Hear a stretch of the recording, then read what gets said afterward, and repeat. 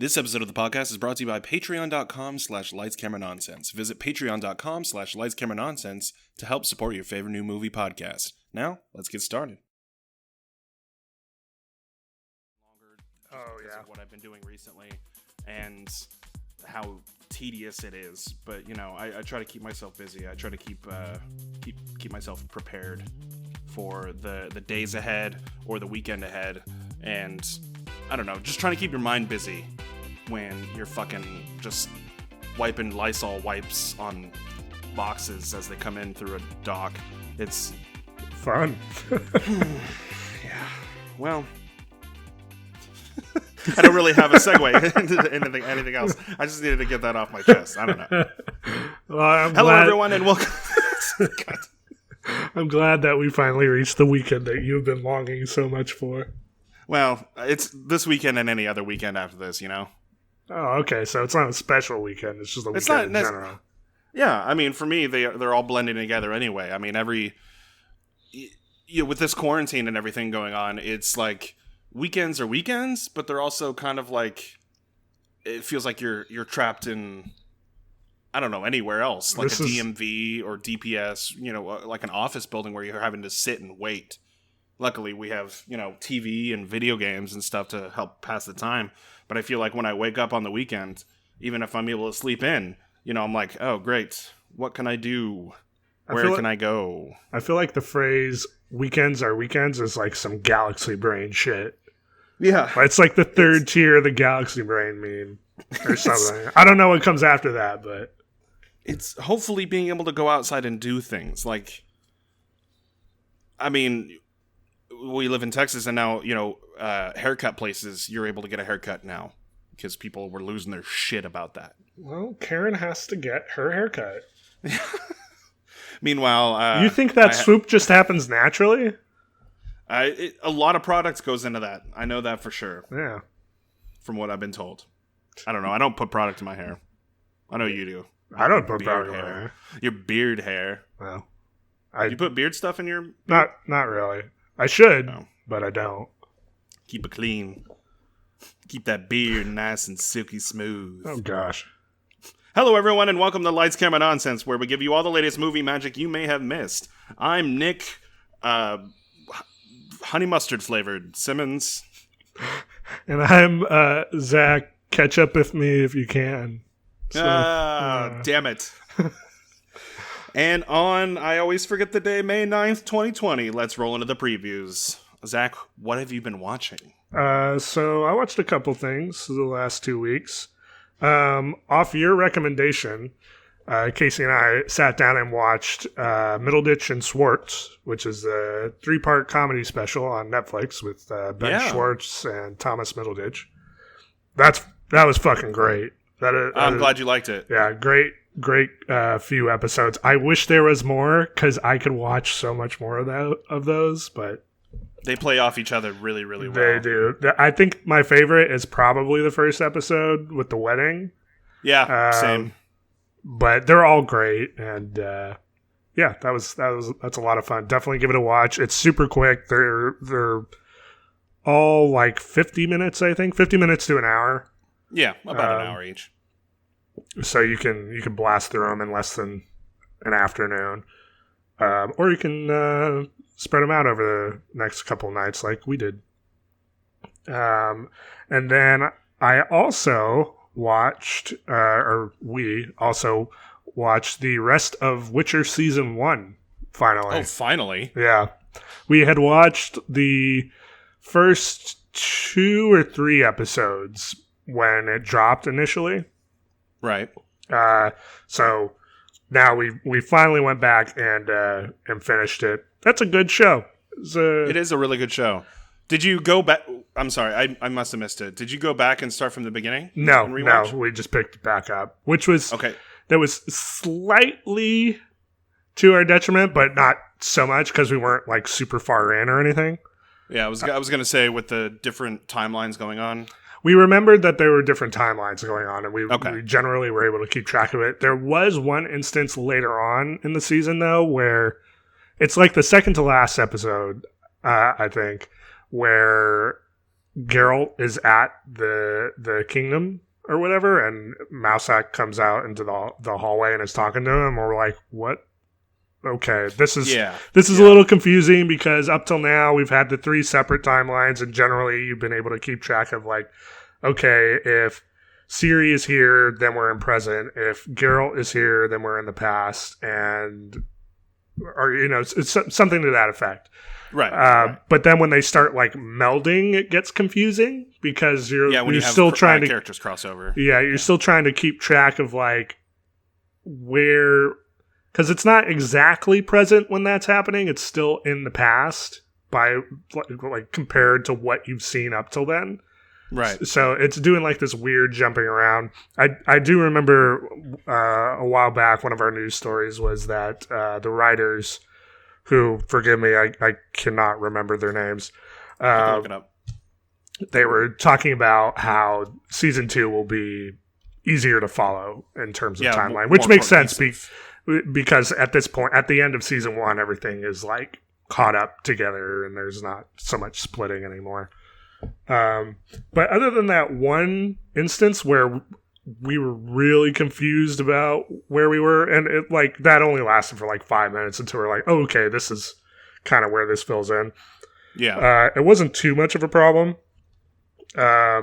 Just some streamlining, I think, could probably help kind of fix those pacing issues a little bit, but overall, yeah, we really enjoyed it, and now we're with everyone else who's jonesing for more, who have to wait for another year and a half to get more.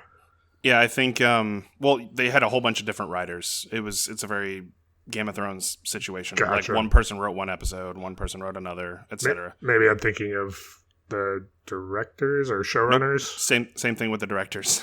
All right. Well, I don't know. But I mean, there's I'm going to butcher the name. Andrzej. Sorry, it's like Swedish.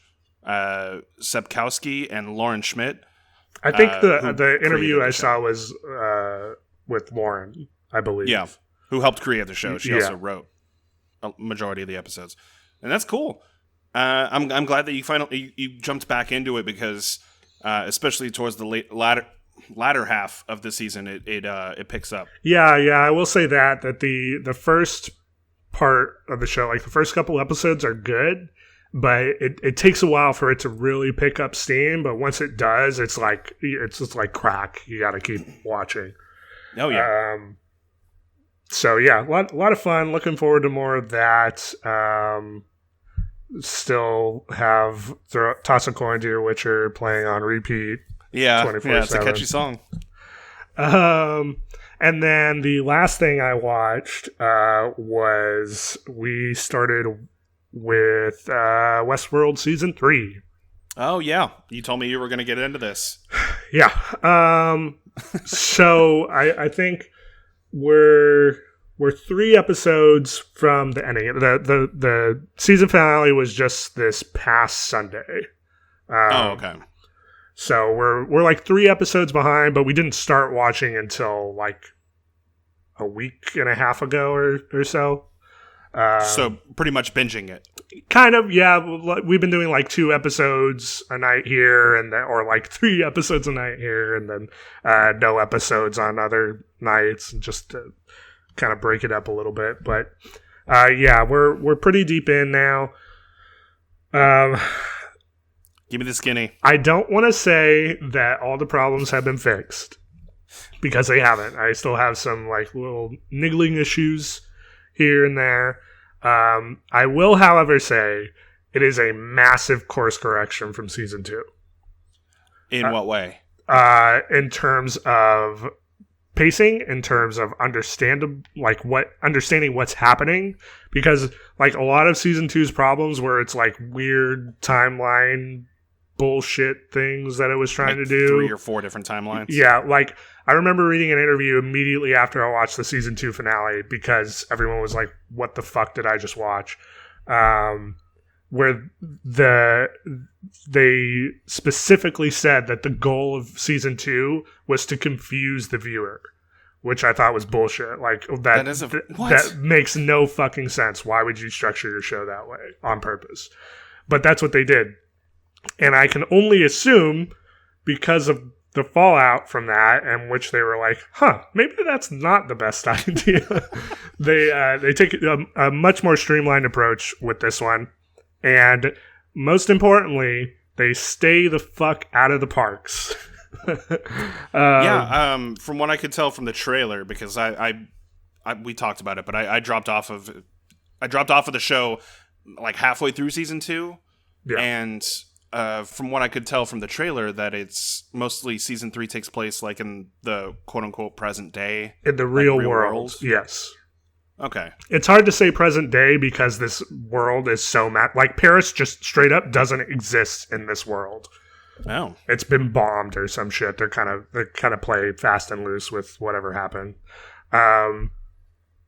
But there's one instance in season 3 so far that I've seen where it looks like, oh, okay, we're back in the park, and then they do this thing where it starts to unravel. Like the show itself starts to unravel. Like, this doesn't make sense. Why are they doing this? Like, but then they turn it around on itself, and it's like, oh, okay, this is what's happening with that. And then after that one instance with the park, they're like, get away from it. Just go back to the mainland or whatever. Now that being said, I still have 3 or 4 episodes, however many left. So there is still time to mess it up, but for it to lose you and then gain you back again. So far. So it really feels like they haven't changed like the show at all, from what you're telling me. Like, it almost seems like it's too mysterious. They're still doing the mystery box bullshit where they're trying to keep you in suspense. No, they do that a little bit, but like season 2 was so heavy-handed with it, and like I said, they purposely set out to confuse the audience. This one is like, it's not, whereas season 2 is just straight up lying to you at times. Season 3 is like, it shows you something and you're like, oh, what's that over there? And then the show goes like, don't pay attention to that. Come over here. We'll get back to that later. And then eventually you will get back to that. So it's kind of like diverting your attention, but still giving you answers, if that makes sense. So quality wise, I think it's a definite improvement of season 2. I still think like season 1 of Westworld is possibly like the most perfect season of television ever to be created. Wow. Because it's so good. It ranks really high up there.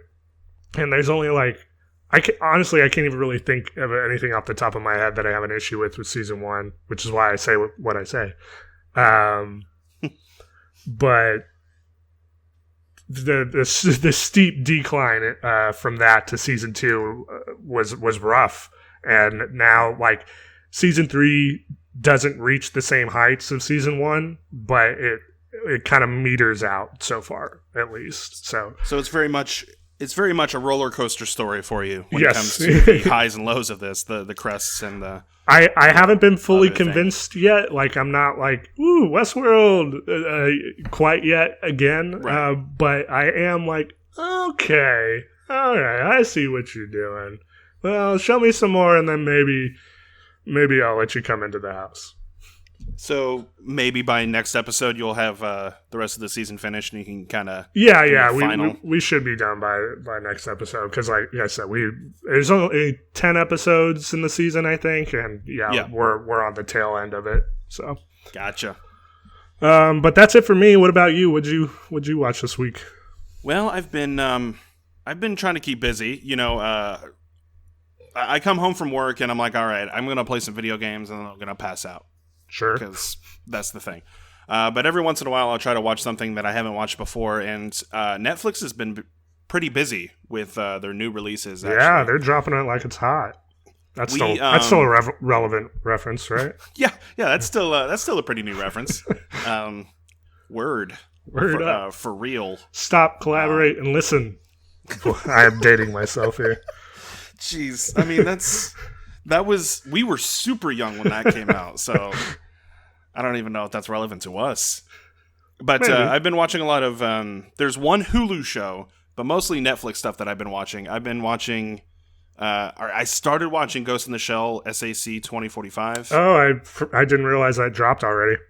Oh yeah, it dropped. I think around the same time as our last episode premiered. That is so about 2 weeks. Follow-up series to Standalone Complex. Yes. Second gig. Yeah. Yeah. Although it's kind of rough because, as you can tell by the title, 2045, it takes place like a good 30 years after second gig, I believe. Gotcha. 30 or 20 years. I can't remember, but it takes a big time leap forward, and just right off the bat, they give you a wall of text to kind of read and to set you up with the world in case you're unfamiliar with Ghost in the Shell or you're a new, you're trying to get into it. It's hard to get into. It's Is that from a quality standpoint or just from Netflix? It's been so long since you saw the previous version or whatever? Well, there's already a huge difference when it comes to the animation because Netflix they have their whole animation department when it comes to foreign animation when they're doing like the 3D model. The 3D models. So you get kind of why does this look like it started in 2006, like back when second gig and the first season came out. But, I got to say that the visuals are, I don't know. It looks really dated, but I really like the action, and of course, I'm a big fan of the characters. So if you are a fan of Ghost in the Shell, and I'm not saying what is her name, Black Widow, Scarlett Johansson, just not the Scarlett Johansson movie, but necessarily the anime that it's based. That was rough. I don't remember what episode that was, but I gave my review of that one. Oh yeah, oof. Yeah. So I mean, I can't give you a full review of it because I really only watched the first 2 episodes, but you have to sit down and pay attention to it. It's not just like any other kind of anime where you can play it in the background. Well, that's generally how Ghost of the Shell has been. It's been very cerebral and there's this mixing of action and like human condition philosophy type stuff. Well, this is definitely more action from the first 2 episodes that I watched. It's very, very action heavy. But you can definitely tell that there is, with a big time jump from a second season to a third season, and especially huge, gap in between when fans have originally watched the second season and watching this new version of the show. You can tell that people are like, wait, what's going on? Who's this character? Who's the major? Etc. That kind of thing. And trying to remember the characters while also trying to read up on the history of this new world that they're in, because it's an entirely new status quo. Anyway, I actually recommend watching the first and second season of Standalone Complex before watching this. That way you can kind of refamiliarize yourself. That stands to reason. And then move from there. But if you're a fan of Cyberpunk, you'll enjoy it, and the action's really cool. How can you be a fan of Cyberpunk when the game's not even out yet? More video game references. That's what we are, a video game podcast. Yeah, the next show I watched was Hollywood. I watched the first 2 episodes of that. Oh, the Ryan Murphy one. Yes, and it is very much a Ryan Murphy show. Yes, that's what I hear as well. It's you could, if you're a fan of American Horror Story or not Glee. But maybe the People versus O.J. Simpson. I don't know. You can tell that it's filmed much like his other more drama heavy shows. Yeah. You already in the first 2 episodes, and again, I only got the first 2 episodes, but it literally just came out a couple of days ago. That should be your middle name. That should be your middle name for next episode. First 2 episodes. Nick, first 2 episodes Simmons. I'll get in there. I'll finish it. I'm actually interested in how the story goes because they have several branching storylines that are going on at the same time, all about different people who I think the kind of premise of the show is, everybody wants to be an actor. Everybody wants to be a part of Hollywood. They want to be the next director, Louis B. Mayer, etc.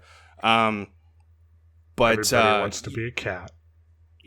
I'll go ahead and spoil a little bit of the first episode in that the main character is down on his luck. His pregnant wife, they're trying to is about to have a baby. They're trying to get a loan for a new house. Lots of stuff he's going trying on. to be yeah, a lot of big major events for this guy's life is going on, and I'm sure it'll end well. On. Yeah. Well, he's trying to become famous by being a background actor, by being like an extra on Hollywood sets, because that's what they're doing. So he does that, but then he goes to a bar because he's like, shit, I'm never selected to be a background actor. So he goes to a bar, and not Dermot Mulroney, the other, Dylan McDermott. I confused the two. The other double totally D. different people. Yeah. Dylan McDermott is like, he buys him a drink. He's like, hey, I have a gas station. If you ever need, money or work or whatever, come work for me. And so he's like, all right, fine, I'll give it a shot. I really need money because they cut my power. So he goes there, and Dylan McDermott's like, all right, well, you can pump gas, and that's part of it. It's a legitimate gas station, but also if they say a secret word, you have to go have sex with them. It's like a brothel. Yeah, he becomes a gas pumper / gigolo. Oh. And, his wife eventually finds out, et cetera, et cetera. They're, again, hour-long episodes, and they're a lot slower because it's very dialogue-heavy, obviously. Is it the same cast through the couple of episodes, or is it like focusing on a different character each time? From what I could tell of the first 2 episodes, again... Sure, yeah. They introduce only a few characters in the first episode, and they're literally titled, Hooray for Hollywood Part 1 and Part 2, or the first 2 episodes. Okay. So it's hard to say. Yeah. It's hard to say for right now, but if I continue forward, and you can kind of tell with the opening credits that it's a certain cast of characters, but it follows an African American actress, a screenwriter, all of them trying to succeed and become the next big thing in Hollywood. But, with sex and violence, I assume. It's in 1940s, I should have said. In 1940s Hollywood, not present day. It's okay. I'll keep giving it another shot. The next show that I was watching was Polar Opposite. No, wait, is it Polar Opposites? Solar Opposites. Solar Opposites on Hulu. Yeah, the Rick and Morty creator one, Justin Roiland and all. Justin Roiland. Solar Opposites. I want to give the other creator credit. Mike McMahon. McMahon? Weird last name. No, McMahon. McMahon. McMahon. Yeah, the H is... You don't pronounce the it's McMahon. McMahon? Yeah. So, okay, that's dumb. That's dumb. Wow, trash on an entire last name. Why don't you? I would say that it's a show that if we didn't have Rick and Morty on an entirely different channel, network, etc., coming out at the exact same time to go, you could watch this instead of watching that. But they're both created by Justin Roiland. You get the DNA of Justin Roiland. He voices one of the main characters. Thomas Middleditch actually voices one of the other main characters. Oh, really? Yeah. So it's a family of aliens move to Middle America where they debate whether life is better there or on their home planet. Although there's more to that. That's just the IMDb synopsis. IMD. So I started watching Solar Opposites on Hulu. Literally fucking binged the whole season. It's only 8 episodes, 30 minutes each on Hulu. And binged through all of them. Fantastic.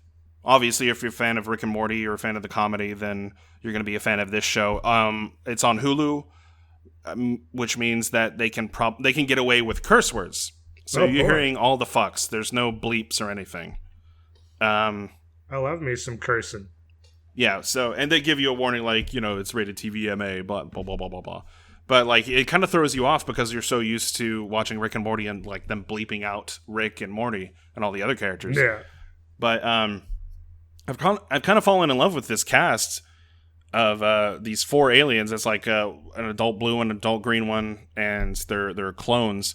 But basically, the premise is they left their home planet because it blew up, and they took like this little larva pupa that will eventually grow into something that will terraform the new planet that they're on, and it's supposed to be uninhabited, but they land on Earth.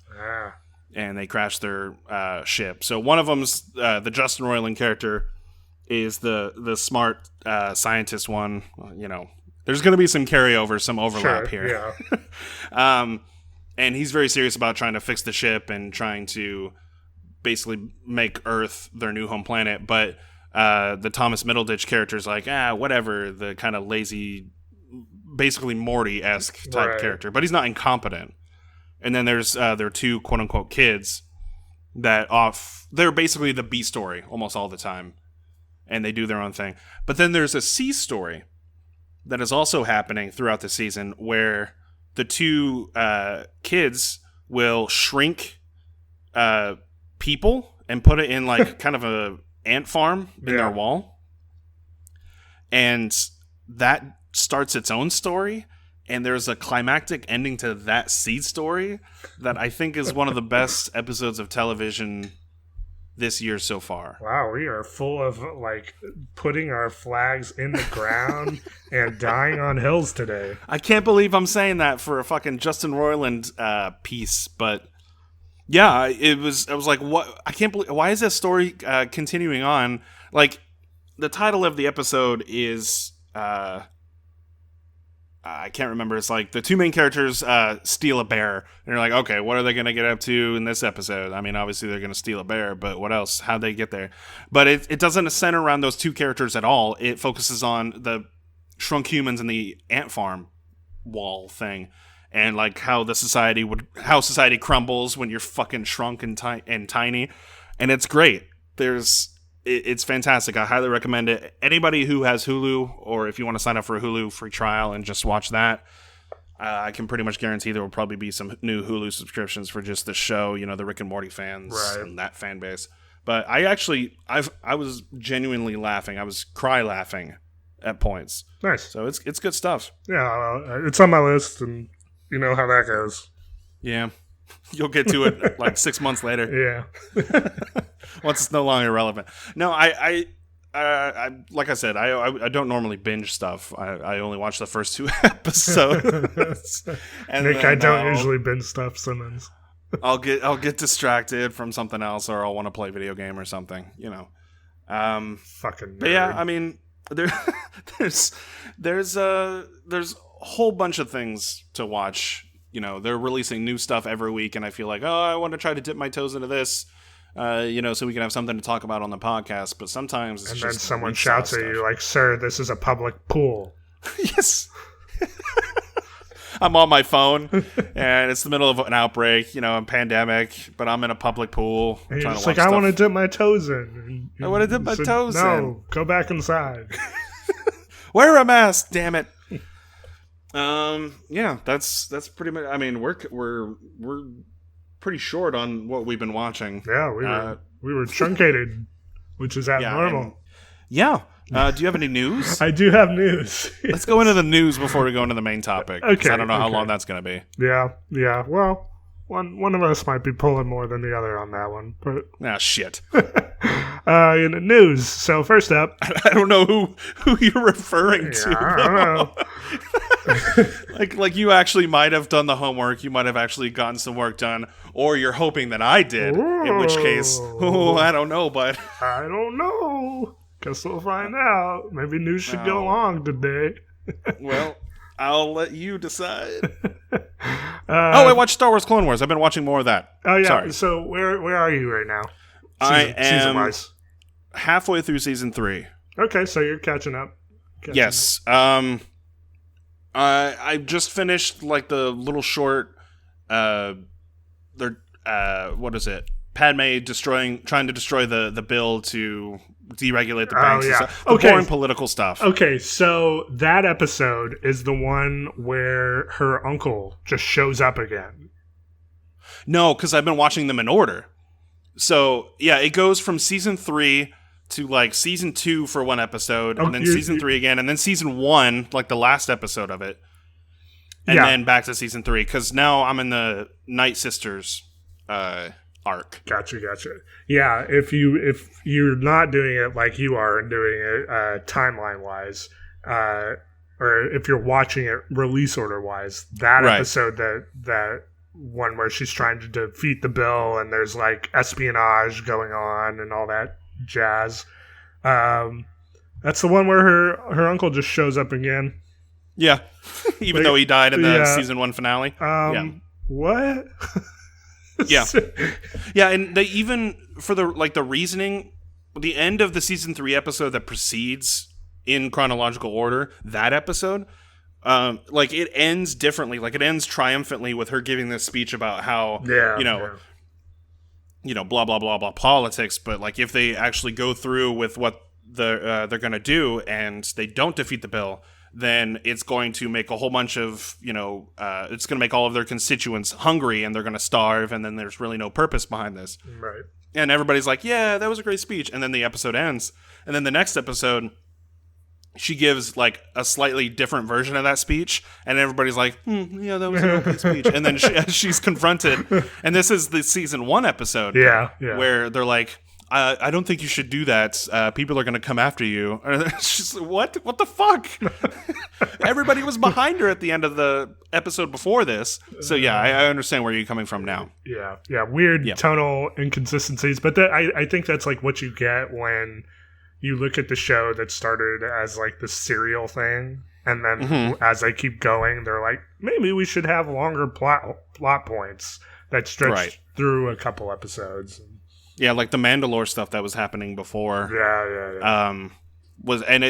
It had a whole arc, and then the Mandalore plot continued even further for like another 2 episodes later on, like the beginning of season 3. Mm-hmm. It's interesting. But hopefully I'm closer to the point to where it's more, I can just watch them in like actual order, like release order. Don't have to strain yourself so much. We'll see.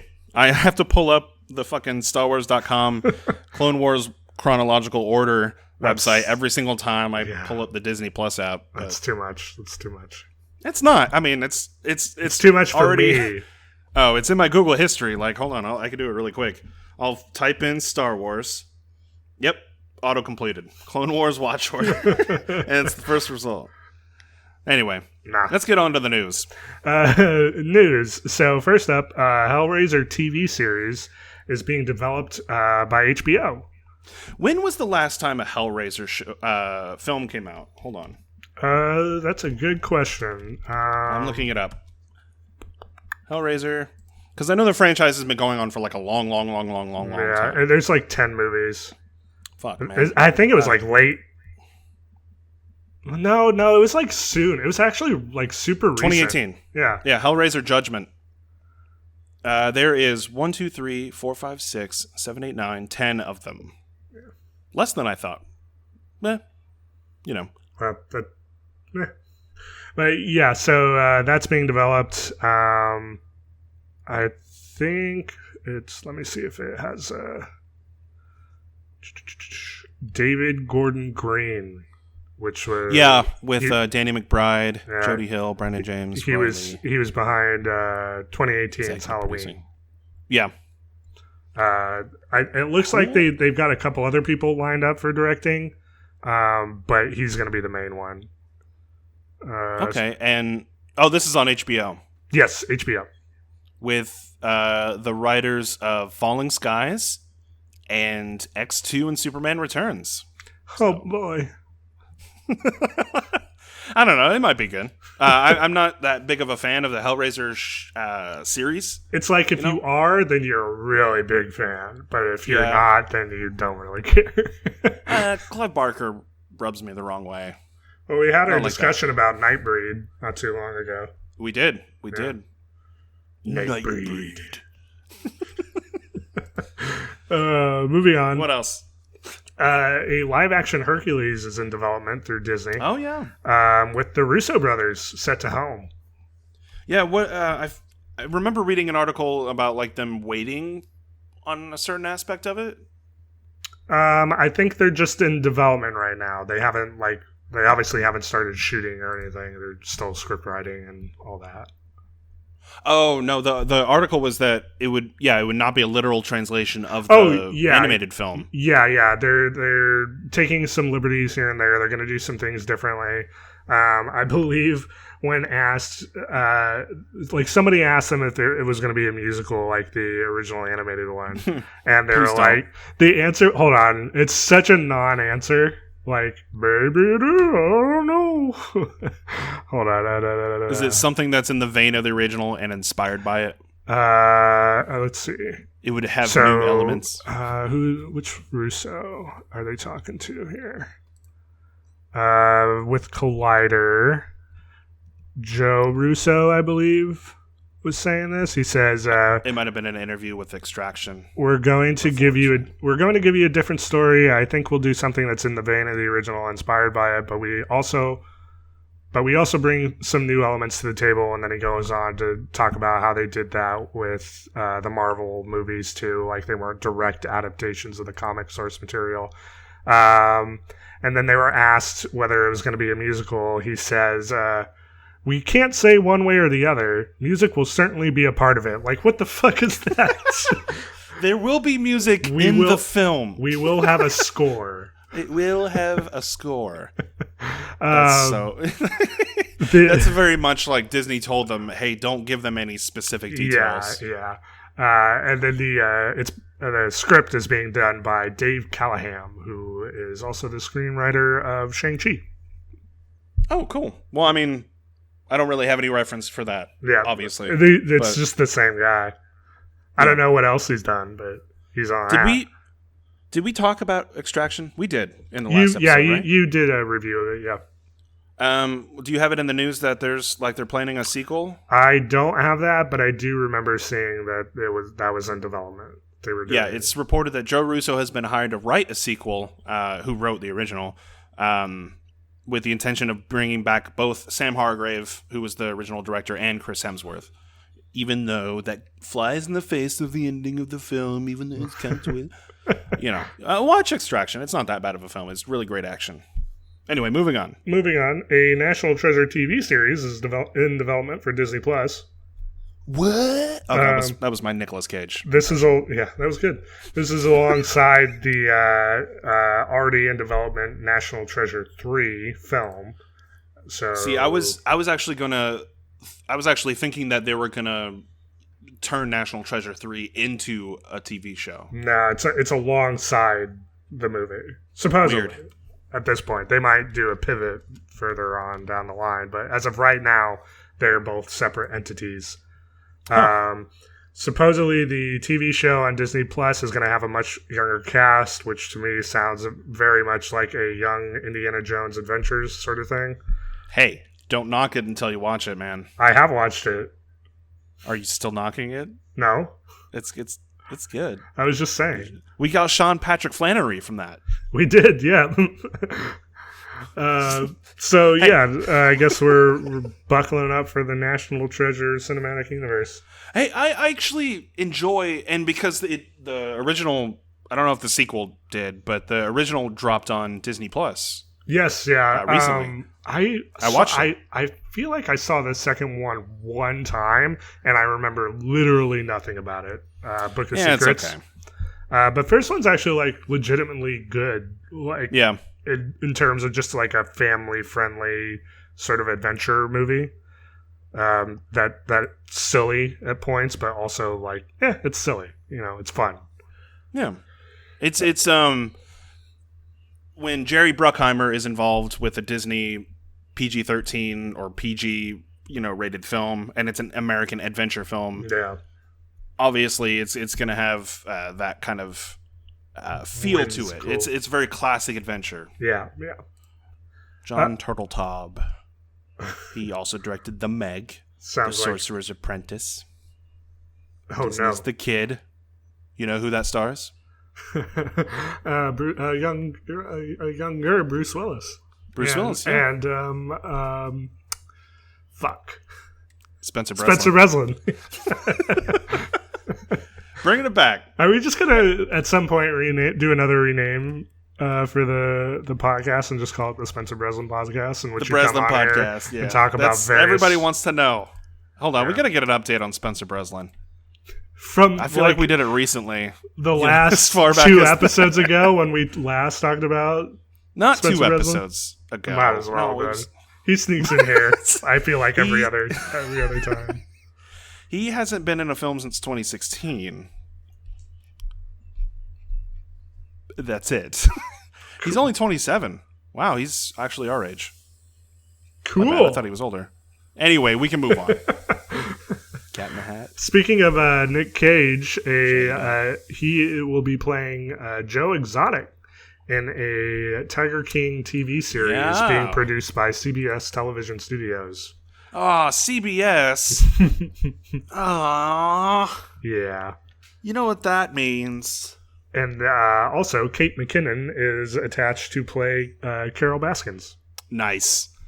That's just on par. That's a really the casting good director casting. Reading forums. Yeah. That's super good casting. So, yeah, more Tiger King to look forward to. I still need to finish that. I feel like it's too late. Now. I mean, in terms of like cultural zeitgeist, but cultural zeitgeist is like not a thing right now, right? Because there's no water cooler. You shouldn't be going to a water cooler. No, but people can still, text. I don't text. I don't do forums. Anyway. I do. Anyway. Space Jam 2 officially has a title. Okay. I'm not Did you sure. lose it? No, it's still here. It's like a whatever. Space Jam, a new legacy. Yeah, it's a new legacy. All right, whatever. Sure. This is with LeBron James. Yeah. Cool. Don Cheadle, Sonequa Martin Green, LeBron Bronny James Jr. Is that his middle name? No. That's a different actor, a young actor, I assume, who has never been in anything and doesn't mind ruining their already blossoming career, is going to be playing LeBron James. I'm not going to say fictional. LeBron James has a kid, right? I don't know, man. I don't keep up with LeBron James's spawn. Why did you have to say spawn? Like Tom McFarlane's Spawn. Fuck, I want to see LeBron James do a Spawn movie. Is it? It's not. LeBron James? No, he is an actual person. Bronny James. It's just the actor's played by. It's played by an actor and not. Okay, so it makes sense. Anyway, Demolition Man 2 is in the works at Warner Brothers. Getting all kinds of sequels. Yeah. We're sliding down, as you said, to the point where Sylvester Stallone will not rest until everything he's ever been in has been tarnished. It's true. It's true. And then we texted each other a couple of pics of other films that he should work on, like Stop or My Mom Will Shoot. Yeah. And what was the one you sent a picture of? Oscar. Oh yeah. Have you ever seen Oscar? I've seen clips of it. You need to watch that movie because that's like, what if The Room had a decent budget and was not made by all one person. But it's still awful. Oscar. Okay, 1991. Yeah.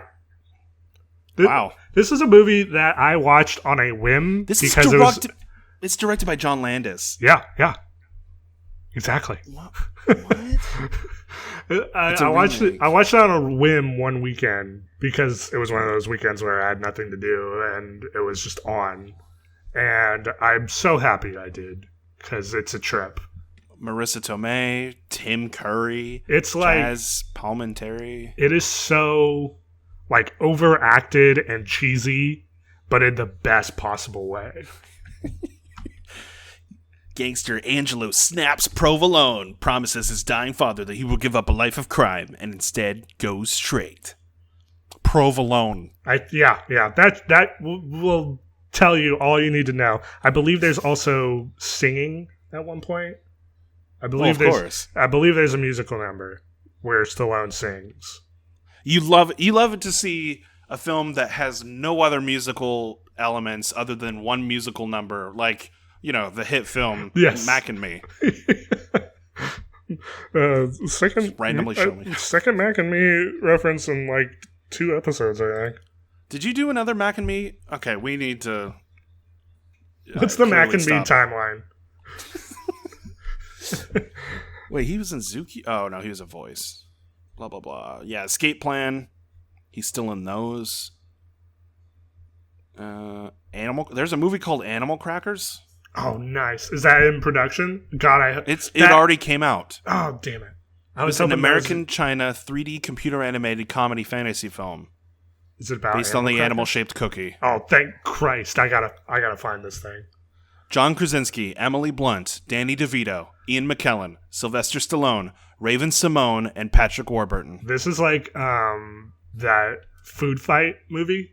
Yeah, where it's just a bunch of different brands. That's what it looks like. Yeah. It's got Tara Strong, James Arnold Taylor. Oh well, those are normal voice actors. Tony Bancroft, Kevin Grievo. Yeah. Wow, never heard of it. Probably because it was not advertised in America at all. Or good. One of the two. Yeah. Moving on, for Mandalorian Season 2, Tamura Morrison, I hope I said that right, sure. Is returning as Boba Fett. Yeah. He was Jango Fett in the prequels. But he's coming Attack of the Clones, specifically. Yeah. He will be in Season 2 as Boba Fett. I feel like, and that's awesome. Not only are they going,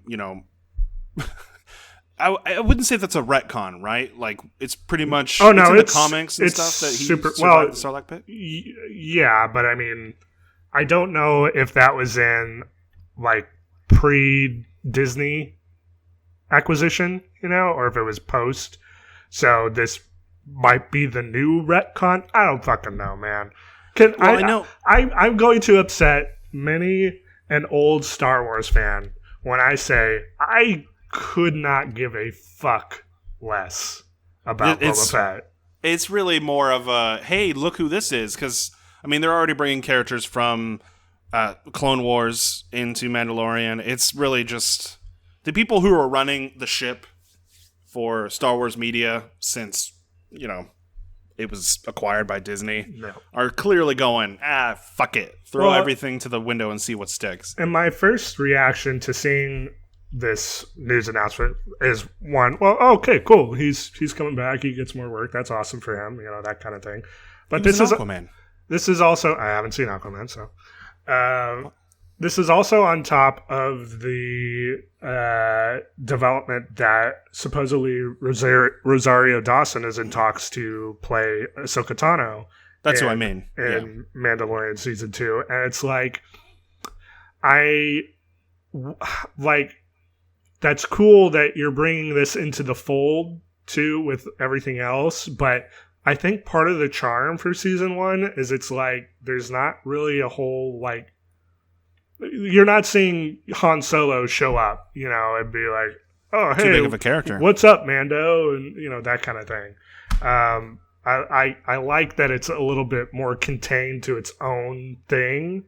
So I worry that throwing in all these other elements from, Clone Wars or prequels and that kind of thing will kind of diminish it. I don't want to say diminish it because it's still very well.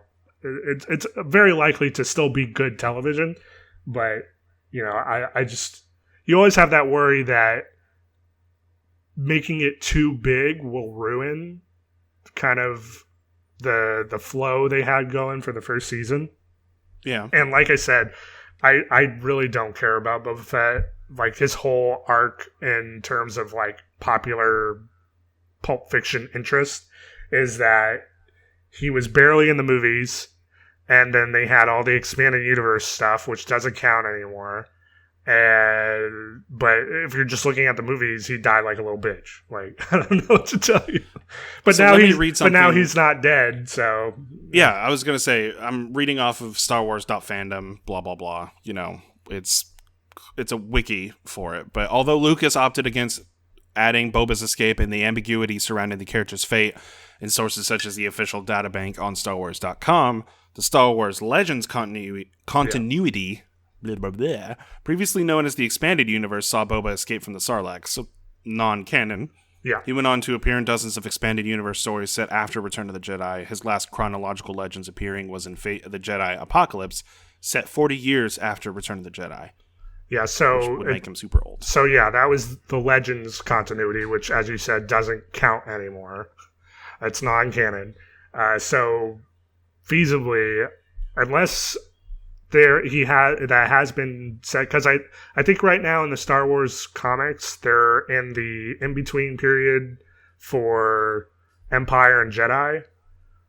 So yeah, they wouldn't have done it then. But unless there's like some other comic series in which it's like post-Jedi and it's like, oh, hey, Boba Fett survived, then this looks like it'll be the first canon as of now.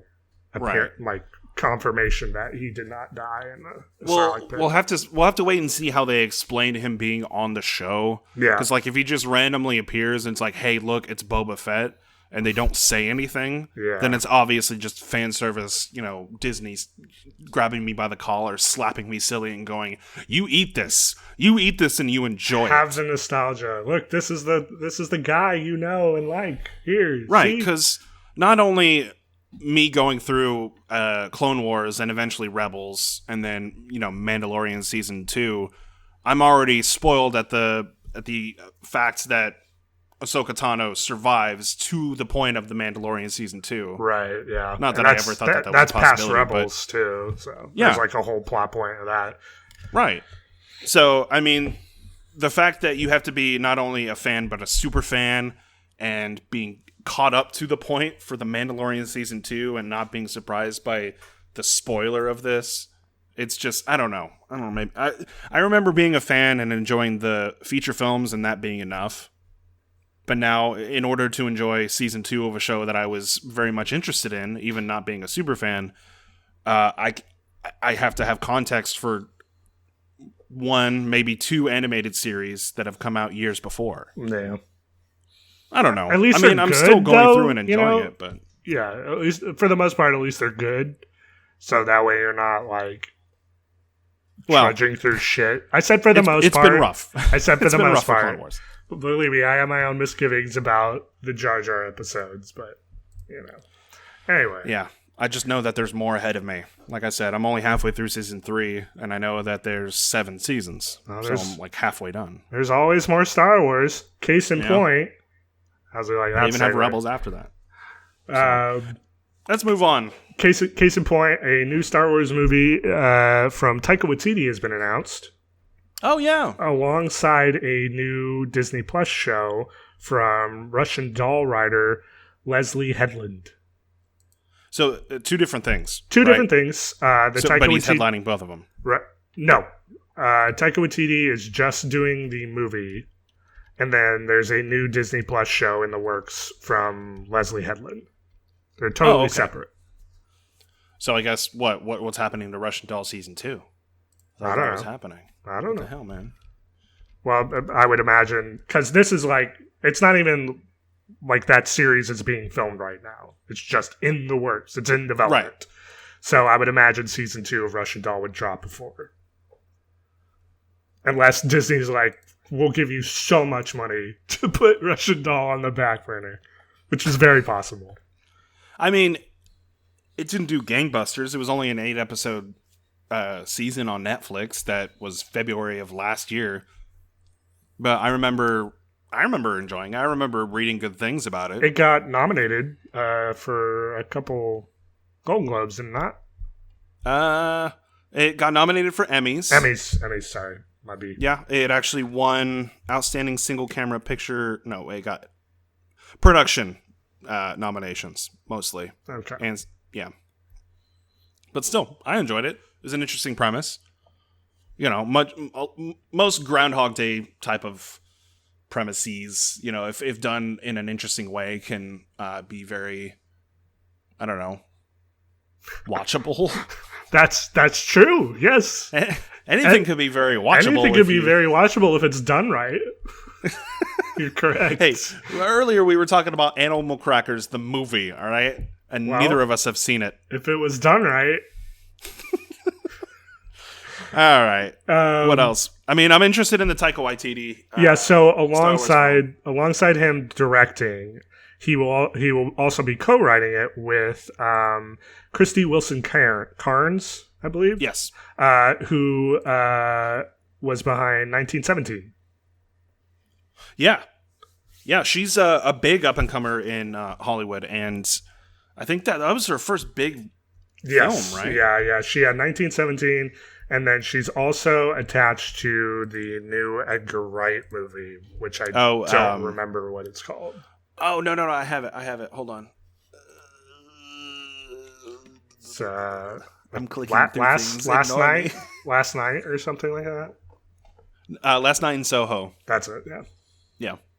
Which was supposed to come out around this time. Let me see. It's scheduled to be released in September. Gotcha. But it was actually pulled from the schedule due to the COVID-19 pandemic. So fuck. Shit. Well, our last bit of news story is off the back of that. Not specifically Edgar Wright, but of the troubles that are plaguing everyone. So I don't know if you're familiar with this, but Universal dropped Trolls World Tour on VOD. Are you familiar? Okay. Are you familiar with this? Yes, I'm familiar with I wouldn't say controversy, because I think pretty much everybody is on the same side as going, what the fuck? So Universal releases Trolls World Tour, which is the second or third Trolls movie. I don't fucking know. Second. On VOD, in lieu of not being able to release it in theaters because of obviously the pandemic going on. Right. This flew in the face of agreements that they had with AMC and a couple other theater chains, but they made fucking bank off it. They made, I don't remember the exact number, but I remember reading they made something like 3 times the amount that the first Trolls made in an entire month. They made 3 times that amount in the first week. So clearly it worked out for them. You got a bunch of families at home, and they're like, "Hey, I'll pay $20 for this VOD, and then my kids can watch it on literally repeating back to back for 48 hours straight." I'm sure a lot of people jumped on that. Well, obviously they did, but because of this breach of contract that they had with AMC, I don't even know if it was a breach of contract, but breach of agreement, I suppose. AMC's like, hey, we don't like that. That's kind of fucked up. So we're going to say we're never going to have any Universal movies in our theaters ever again. And I just want to point out a little fact. Because this film was coming out at end of March, right? Right. It was right as, everything started shutting down. And, the stock prices of a lot of movie theaters, along with a lot of businesses, fucking tanked. I mean, AMC is on the verge of bankruptcy right now. Yeah, so. That's what I was getting to. That was my point, was that, Monday, April 13th, they were valued at $2.08. Yeah. And right now they're at $4.10. I don't see why a company would take an entire studio's catalog out of their, I don't want to say production, what is it? Just away from their company based on what? Because the movie studio decided to release it digitally at $20, which is way more than what most theaters charge for tickets, which right. would explain why a lot of their... You're spending more on snacks because they get more off the back of concessions than they do on the price of your ticket, because there's licensing fees and all that shit. Right. But I'm saying, all of that, you're also not charging for people going to go see it in the theater again, because the kids want to go to the movie theater and see it again. They basically bought the film to keep forever, which they would have eventually done after having seen it 3 or 4 times in the theater. Right. You get what I'm saying? It all kind of equaled out, but then even gave them a boost in power. Yeah, gave them a boost in profit because they didn't have to go back for it. Yeah, I don't understand where AMC is coming from this. Well, they're coming from, that's a huge chunk of money. So I have it here from the Wall Street Journal. Quote, with nearly 5 million rentals, the digital release has in 3 weeks generated more revenue for Universal than the original Trolls did during its 5-month theatrical run. Its performance has convinced Universal executives that the digital releases can be a winning strategy and may diminish the role of theaters even after the pandemic passes. So it's like, yeah, a lot of people are going to pay for the convenience. There's definitely something to be said about the experience of going to a theater, right? Like we've said it time and time again on this very podcast that there are some movies that just beg to be seen on a bigger screen and huge surround sound and like the environment that is fostered with certain movies. It's better in a theater setting. However, for a family of 4 and for repeat viewings, as you said, it's not economically feasible to keep going back to the movies. A lot of families, a lot of big families especially, will go to one movie a year.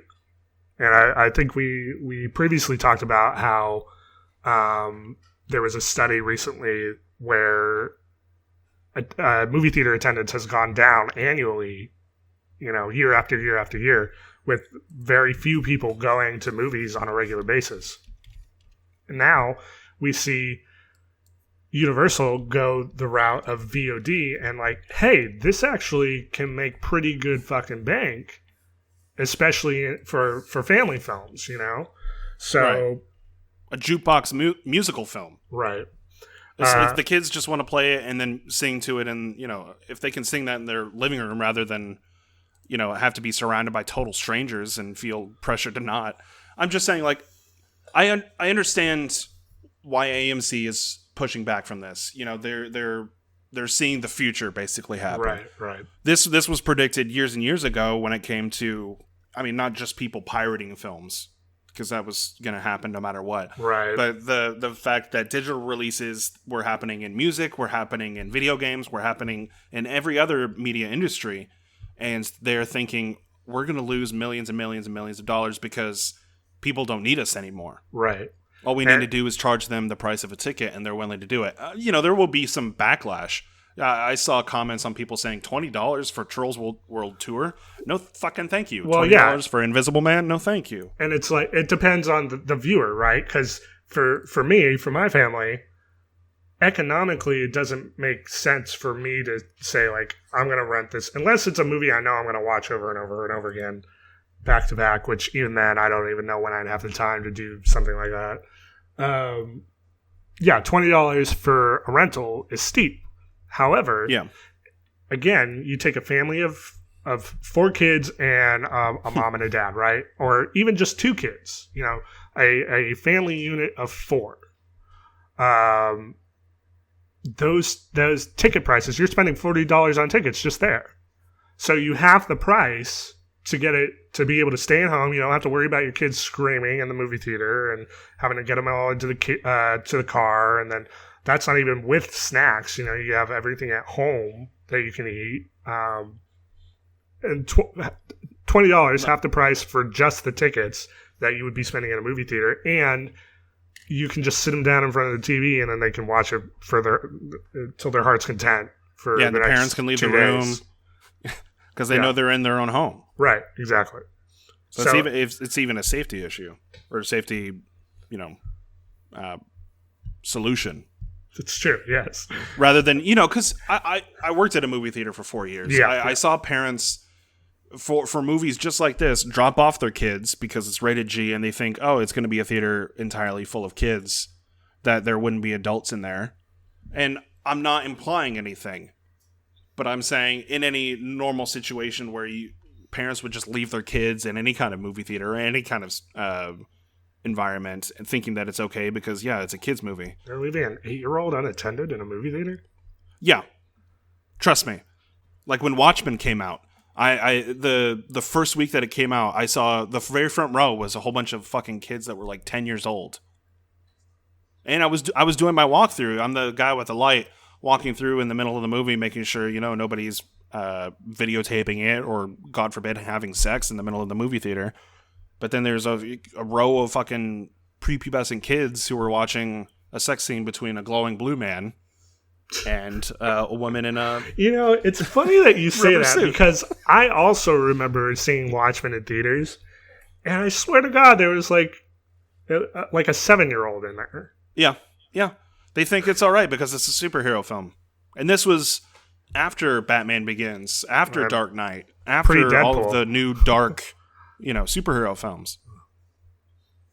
So I don't know. Yeah. I'm just saying, like, from the comfort of your own home, why wouldn't you want to do that? I've had moments where, like, maybe I don't want to pay $20 to rent this, but I'd much rather watch it from home than being surrounded by sweaty fucking nerds seeing the latest Star Wars movie.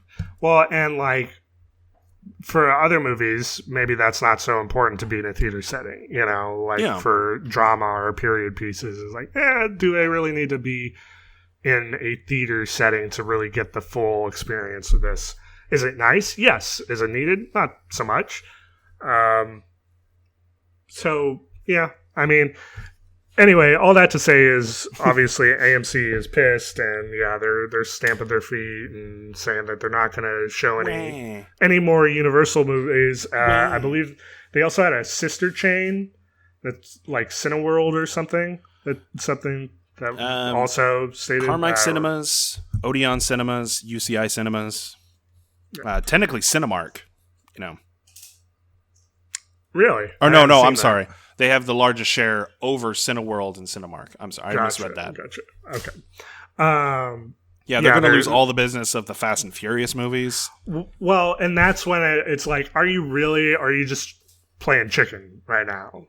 Because you can like you were saying earlier, you can see why AMC is upset, right? I can understand where they're coming from. They're taking a huge hit to their bottom line in the middle of a situation where they're already on the verge of losing everything, right? They're already losing everything. They can't afford to be... I understand where they're coming from. Oh, they're seeing, their price dip. But at the same time, you can't afford to lose any of your catalog of future releases just because, you feel like being petty.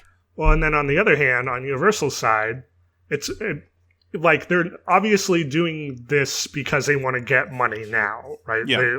They know that they're going to have the audience there for the second Trolls movie or whatever. That's going to be like, yes, I would like to pay $19 to have this movie for 48 hours so I can watch it endlessly and do with what I will and not have to leave my house. Like, to them, that is very much a for-profit thing.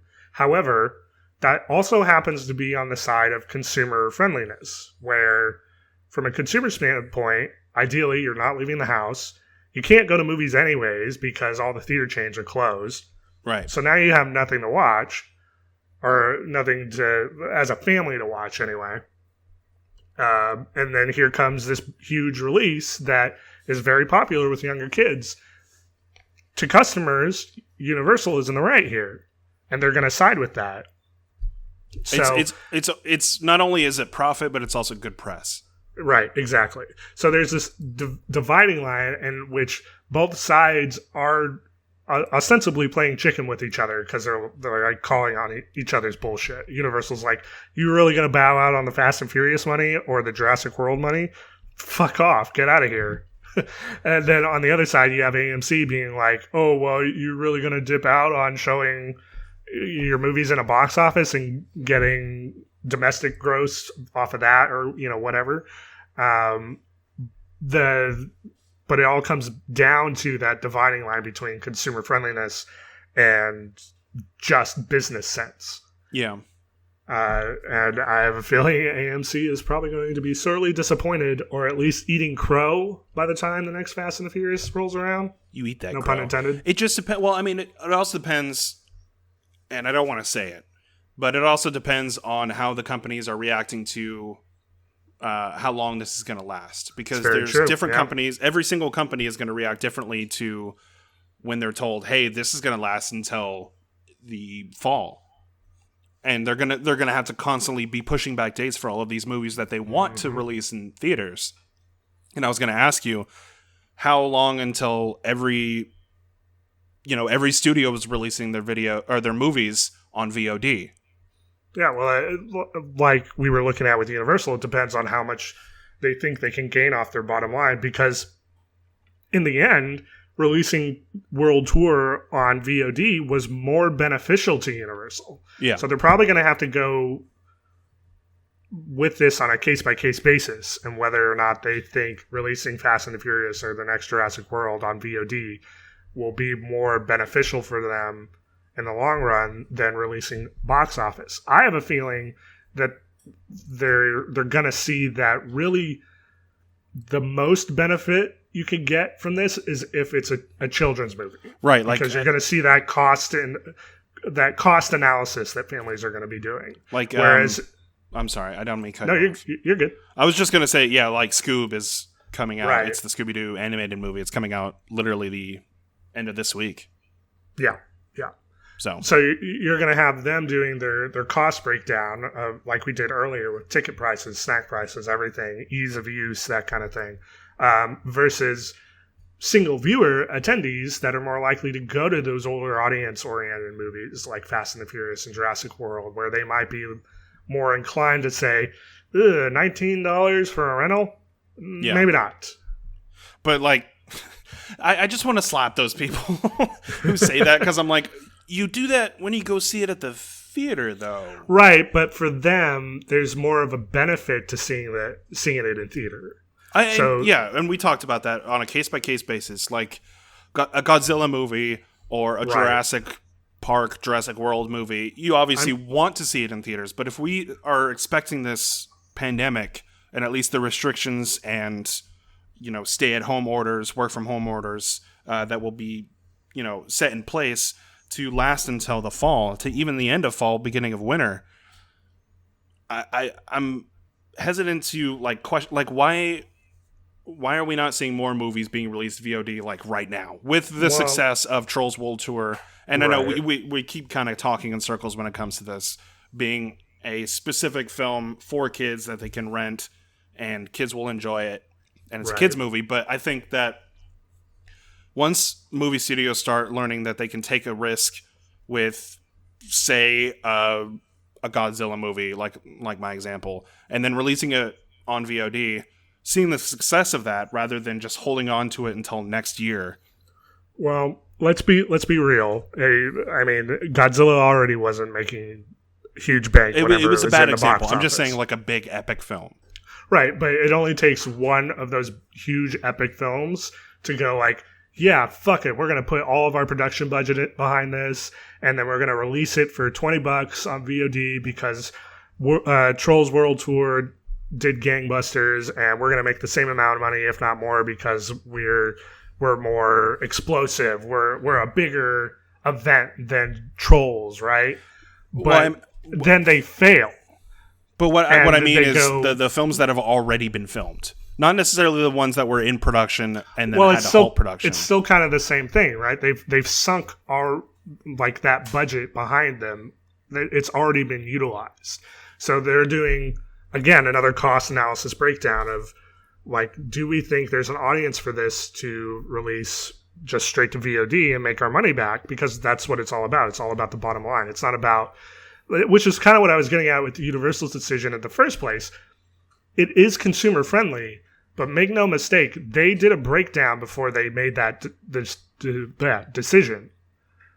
They had numbers there to support the move to go VOD. Because if they were looking at a $20 million loss, or I don't know what the budget behind World Trolls was, but if they were looking at a huge loss, they would have been like, no, we're going to hold on to this and then release it via theaters, so that way we can make our bottom line.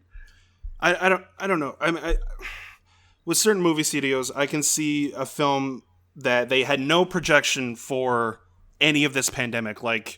It wasn't until literally mid-March, end of February even. Let's go all the way back then, when films were already done. They were post-production. They were being ready to be released in the next couple of months. Oh, sorry, I hit my mic. And they were already set to be released in the next couple of months. No projections for this pandemic whatsoever. Why not release it on VOD? The movies that were set to be released now, the beginning of May, or even June. Yeah, And it's again because they've done that breakdown where they're like take the Camille Nanjiani movie that was supposed to come out in theaters, right? Yeah.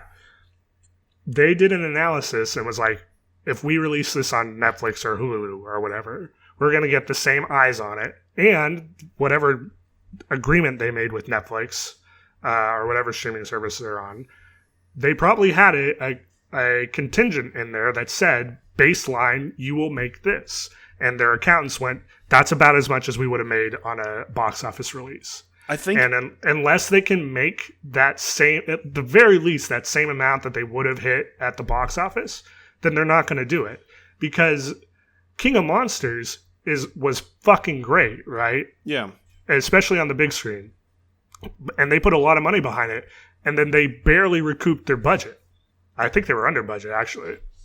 I think it might be different between video on demand and buying it on a service like Google Play or Apple Movies or whatever, and Netflix or Hulu or Amazon Video, just because they're dealing with a bigger conglomerate rather than just their subsidiary of their video on demand service. Like there's streaming video on demand and then there's video on demand.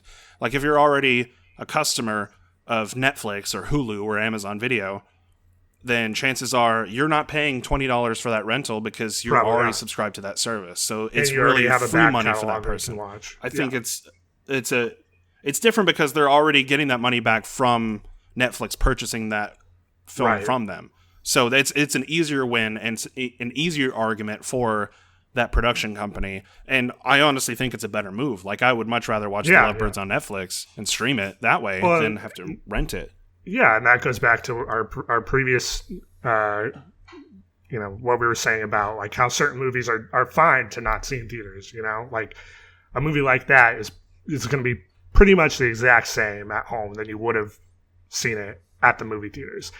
And I think, like basically what I was trying to get at is you may very well see more movies going VOD after this. Even the ones that were in that finished production before all this and all that, they might just go ahead and go with VOD. But the minute that they don't perform as well as they need to, you're going to see a decline in budget. Because they're not going to keep sinking the same amount of money that they would in a box office release if they're not going to see the same return, because not every studio can do what fucking Marvel is doing and devoting a film budget to a TV series. I think that this is, and I know we're very different moviegoers, right? Like we want to watch specific films in the movie theater. That's why we keep bringing up that point. But I definitely feel like this is a pivotal moment for the film industry when it comes to releases from this point onward. This pandemic definitely it made everybody tighten up their bootstraps and think about how they're going to be releasing their media in the future. So, with that being said, I feel like we were kind of arguing back and forth and, talking in circles and making our point. But we both agree that this is a big moment for movies going forward and TV. Absolutely. And I will say, too, if you have a theater chain going, we're literally not going to open until we have a big release. If you're a smaller release, well, what does that say to you? Yeah, as fuck you, independent movie makers. Yeah, like, well, fuck, then I don't give a shit what, I do at box office. I'm going to go over to Netflix and get them to purchase my streaming rights, and then I'll make a bottom line off of that. Because fuck you, AMC. And it sucks even more for independent, movie theaters. Right. Who were already on the decline, close to, necromizing. What is the word? And there's like that whole cascading effect. We did a story not too long ago about after the Fox acquisition, Disney wasn't letting those small independent theater chains show like Alien and stuff like those classic Fox movies anymore. The ones that were keeping them afloat. Yeah, they were bringing in large crowds every time, and now they don't have that, on top of literally not being able to be open. So, yeah, it's rough time for independent theater chains, independent movies. If you're not big business, then you're for sure not doing well. And even if you are, it's like Well, you could be AMC and you're about to fucking sell your toilet just to make, the end of the month. Basically.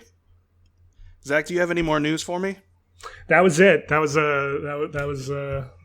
all for news. Well, I would say in any other situation, support your local movie theater, independent movie theater if you can. But obviously, we're in lockdown. We're in quarantine. Stay at home. Video on demand if you can. Netflix, Hulu, they have all the stuff that you need, including movies that were supposed to be coming out, like The Lovebirds, like we mentioned. Mm-hmm. But if people wanted to say, Zach, fuck you. Fuck you and your beard. Yeah. You silly little bitch. How would they email us? They would email that rant to lightscameranonsense@gmail.com. So lightscameranonsense@gmail.com is any way that they can shed their grievances about the movie industry, about being locked up in quarantine. Tell us what's bothering you, man. Yeah. As long as it's movie related, TV related, or Zach grievance related. Or Nick, I only watched 2 episodes of a series. Related. Hey, man. There's a lot of great video. I have a backlog of video games, too. All right, I only have so much time when I get home from work. Some of us don't work from home. Well, We also have an Instagram and a Twitter. Just look up Lights Camera Nonsense. On Twitter, I think it's LCN Pod. At LCN Pod. So there's that. And then also follow us. All the links will be in the description. Zach, this has been Lights Camera Nonsense. I'm glad we had we haven't had a heated debate in a while. Well, and we got just a tad heated, but we weren't getting. I didn't feel like we were getting heated with each other. No. We were both trying to make the same point. Yeah, we were arguing our point from different perspectives, and that's how conversation works. That's how we work. That's how this podcast works. Because this has been Lights Camera Nonsense, keeping you updated despite our best efforts. Make sure to tune in every 2 weeks for all the latest news, reviews, and how do you do's. How do you do's. How do you do's. Thanks for tuning in, guys, and we will see you next time.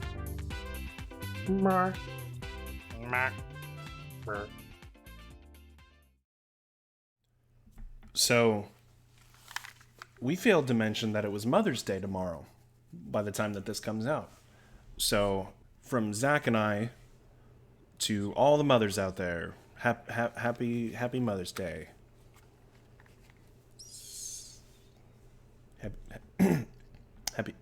Happy Mother's Day. Okay, bye.